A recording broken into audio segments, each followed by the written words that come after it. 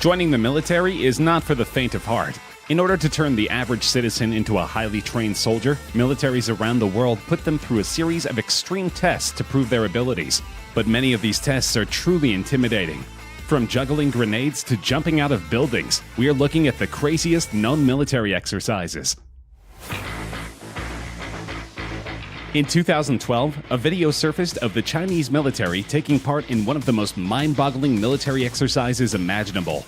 The video, which was leaked from state CCTV, shows a group of People's Army soldiers testing fate with a live grenade. You may be familiar with the exercise. It's the equivalent of hot potato, where participants will pass around a potato or some other random object until the music stops, and the person in possession of said object is eliminated from the game. It's kind of like that, although the unfortunate soldier in this game runs the risk of actually being eliminated by a live hand grenade. Thankfully, it is the job of the soldiers to dispose of the grenade into a large hole just before it detonates. One can only imagine that it's the ultimate test of a soldier's ability to cope under pressure. In the video, no one is injured, but if this is a frequent exercise, it's inevitable that someone will be hurt, or worse, in a matter of time. It is designed to turn the merely tough into the super tough. The Royal Marines' much-feared Mud Run is the toughest part of a 32-week training course said to turn civilians into commandos. You can see why even the strongest recruits dread it. Exhausted, demoralized, and covered in foul-smelling sludge from head to toe, these Royal Marine recruits hope one day to wear the coveted Green Beret, marking them out as the elite of Britain's fighting forces. The men need to call upon reserves, both mental and physical, that they didn't know they had, simply to get through the grueling ordeal. Captain Ben Chappell, who oversees physical training at the Royal Marines Commando Training Center in Limestone, Devon, said, "The Mud Run is about instilling a Royal Marine state of mind. The recruits spend up to 45 minutes in the mud that is so thick they can barely run, doing exercises and games, and it is so difficult that getting through it really builds team spirit. We're not just looking for physical strength, but mental resilience as well, and the team cohesion that comes from getting through the hardship together. This strength and cohesion forms parts of the Royal Marines' DNA." He said the recruits would not necessarily know when the run was coming up, saying it's all about dislocation of expectation. There is an argument about whether some people are genetically wired to handle colder temperatures, or whether one must build stamina for lower temperatures by training in colder environments. The US Navy SEALs put this to the test in a very palpable way. They do this through surf torture, also called cold water conditioning. The water temperatures usually hover around 65 degrees Fahrenheit and never go above 68 degrees Fahrenheit. From there, trainees may be ordered to do some calisthenics or run a mile and a half down the beach in their wet clothes and boots. Then they're ordered back into the surf. Many drills also require that teams carry their rubber boots over their heads as they run from one task to another. Even if the water is 90 degrees, your core temperatures will very slowly start to drop from its normal level of 98.6 degrees. The hours-long drill tests the personal resolve of all those involved and proves to superior officers who is most fit for war.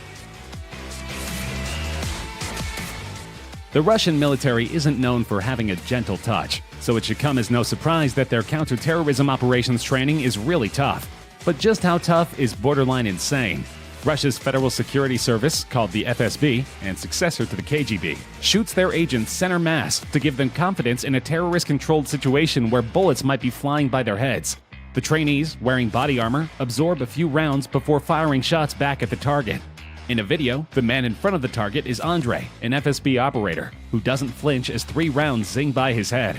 They are forced to stand motionless, and then they wait for someone to casually walk past them, but then suddenly draw a pistol and shoot them repeatedly in the chest. After taking these hits, they are to return fire, and they have to aim just inches away from the attacker's unprotected face.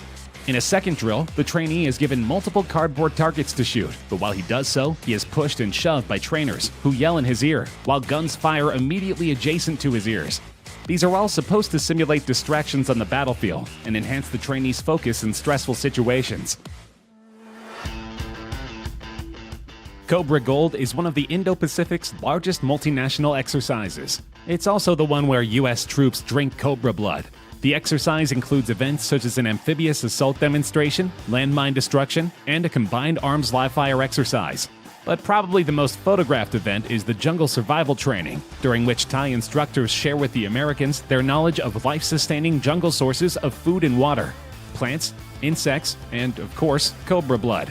For instance, some plants can be a good source of water, and there are a lot of different fruits available for consumption. But when those options aren't available, Marines can also eat geckos, gibbons, and even scorpions. Then, of course, there is one of the most iconic aspects of the Cobra Gold jungle survival training: drinking cobra blood. Royal Thai Marine instructors showed the troops how drinking the blood from a cobra can help them stay alive if there is no drinkable water, and can also provide essential nutrition. The pictures show the Marines with their heads tilted back and sticking out their tongues as the instructor drips the blood down their throats. It's not for the squeamish, and even some hardened Marines appear to have their eyes tightly shut as they get their taste of the cobra blood. In contrast, others seemed keen to have a drink of the blood of the deadly serpent. According to Marines who have taken part in exercises in the past, the cobra blood tastes fishy. Belarus is not known for its human rights or its progressive politics. Many people consider it to be the last remaining dictatorship in Europe. And of course, to keep the dictatorship in power, the government needs an extremely fearsome military. In addition to training for chemical warfare with gas masks and protective equipment, the Belarusian Special Forces are required to undergo an obstacle course that is covered in flames. Nicknamed the Fire Walk, this exercise requires the soldiers to complete a 10K run with occasional bits of fire interspersed across the course. Sometimes they will need to walk through the fire, and other times they need to scale walls covered in flames.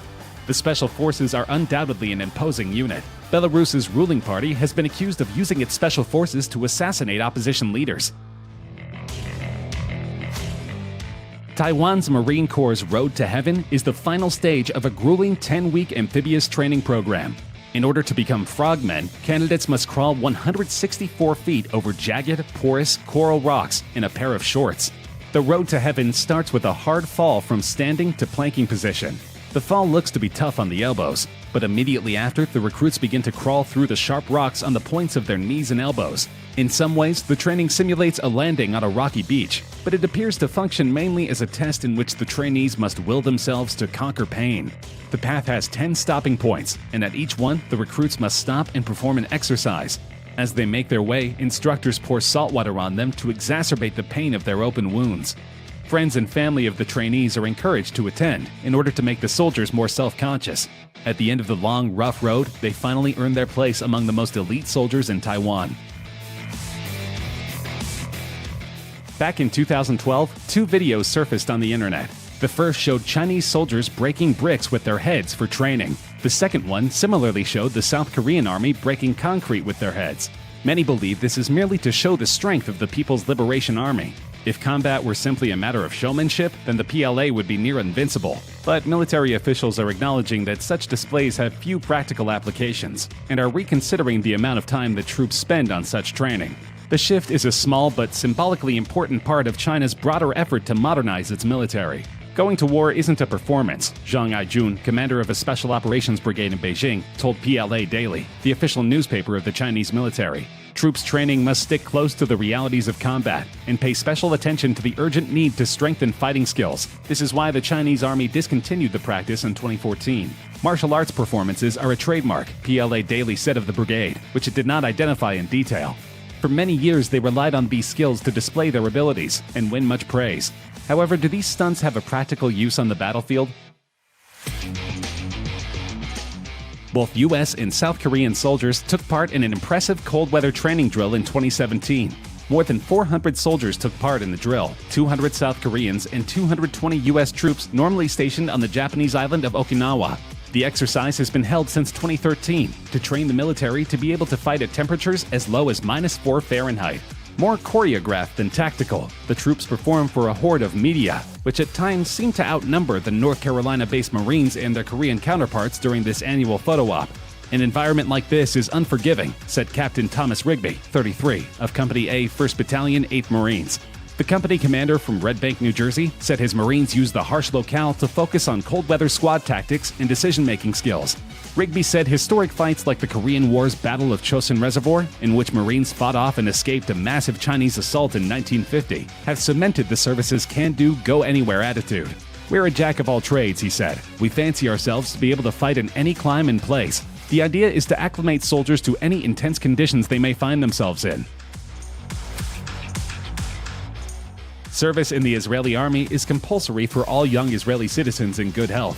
so recruits should hope that they are not forced into a controversial program in which they are forced to jump from the tops of skyscrapers and rappel down the buildings. The idea is to prepare the soldiers for the impact of a bomb on a building, so that they can get citizens out of the flaming structure safely. It is also a preparation for terrorist situations, where they need to enter a building covertly. Certainly, the drills have many applications, but hopefully the soldiers don't suffer from vertigo or fear of heights. These new recruits will be prepared to defend the Tel Aviv skyline.